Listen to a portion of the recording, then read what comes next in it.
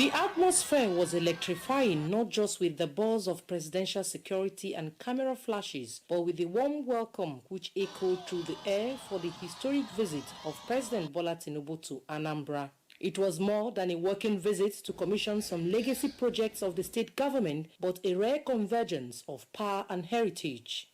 On behalf of the government and great people of Anambra State, I am greatly honored to welcome you, dear President, to Anambra State, the light of the nation.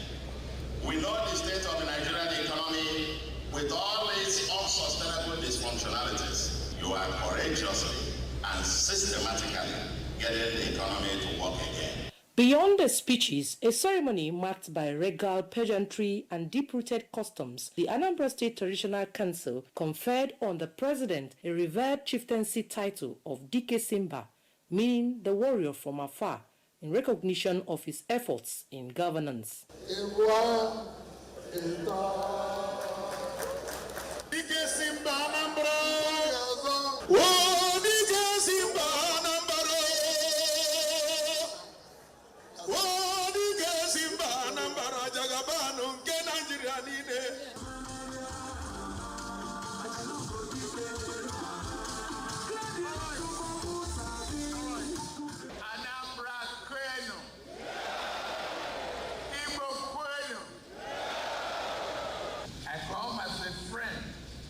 To the great people of Anambra and the Southeast.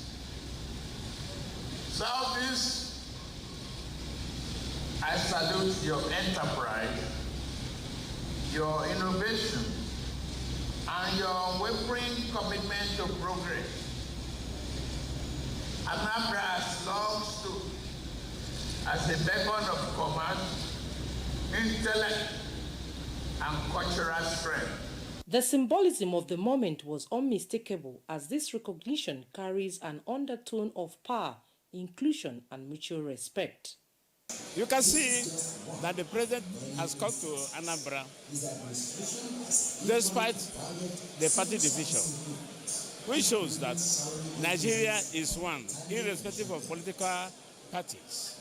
We thank the president for coming to grace this occasion. It's a special day that they have a new government house. As dusk settled over Oka, President Tinubu, now wearing the regal attire of a newly minted Igbo chief, came to Anambra as the leader of the nation and left as a Dike Simba, a warrior embraced by tradition.